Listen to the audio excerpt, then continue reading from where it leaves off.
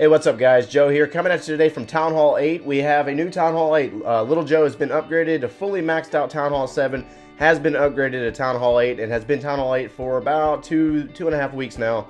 Went ahead and knocked out the gold mines and then the elixir pumps, maxing those out to level 12, all 6 of them on both sides, as well as building the third golden elixir storage, so that way I maximize my storage capacity to 6 million.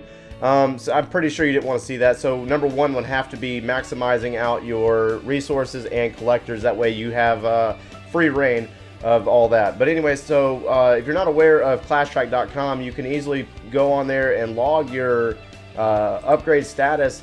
And according to ClashTrack.com, it'll take 82 days in order to max out this base, as well as 91 days of research time in the laboratory. So about 3 months it'll take to max this base out. So I'm kind of saying challenge accepted, and I'm interested to see if I can actually do it, and I'll be able to share it with you guys along the way. So before we get too far into, I don't want to waste your time, so we're going to go ahead and kick off with my number one pick.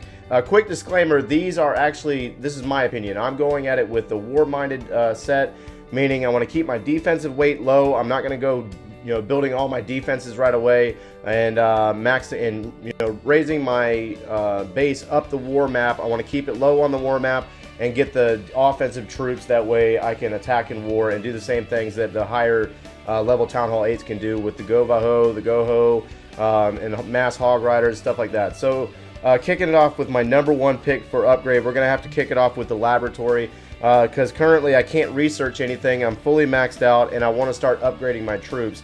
Stay tuned for the next video. The next video will be my first pick for what I'm going to research first, and then what's going to follow that. So anyways, we're going to go ahead and knock that one out. We're going to drop the laboratory to level 6, and then my next pick will have to be the clan castle. So clan castle to level 4. The reason why I picked the clan castle is, one, it adds on 5 additional troop housing space, as well as unlocks the dark spell housing, so that way I can go into war. Instead of just taking 4 balloons at 20 housing, I can take 5 balloons or a P.E.K.K.A, and I can also take a poison spell and stuff like that. So we're gonna go ahead and drop the clan castle.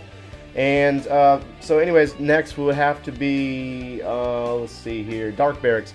So dark barracks, I'm going to go ahead and upgrade my dark barracks, and what I'm doing here is I'm going to upgrade it to level 3, and what that'll do is unlock the Valkyrie, which is very important at Town Hall 8. And then quickly following that upgrade, I'm going to go ahead and upgrade to level 4, unlocking the Golem. And what this will do is, in the meantime, while I'm still warring, I can still war with the noobish mass dragon attack. And in the meantime, I can be upgrading my dark barracks. I don't have to worry about using my dark barracks, and that way I can unlock these troops in the meantime. So we're going to go ahead and drop that one, and we have 2 builders available. And so I put a lot of thought into this one, and I was going to build my second dark barracks, but I think I'm going to hold off on that for right now while the other one's upgrading, and I don't really need it at the moment. And I'm going to go ahead and upgrade my dark elixir storage. So as the laboratory works, and then once I get the laboratory up to level 6, I want to be able to upgrade my hog riders, and I also want to be able to upgrade my Valkyries and the golems once I get those unlocked. So in order to do that, I have to upgrade the maximum space on the dark storage.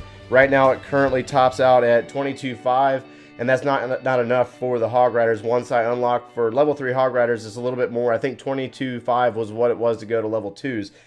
So we're going to go ahead and drop that. And so now I have this last remaining builder, and this is just personal preference. I could easily drop another, go ahead and drop the dark barracks, but I'm actually going to go in reverse. I'm not going to start doing defenses, and this is personal preference because I don't like to leave gold sitting for really long periods of time. It just gives attackers a reason to hit my base, and I want to use gold as much as possible. So first thing I'm going to start out with is building the actual walls that are available. I think there are about 50 of them.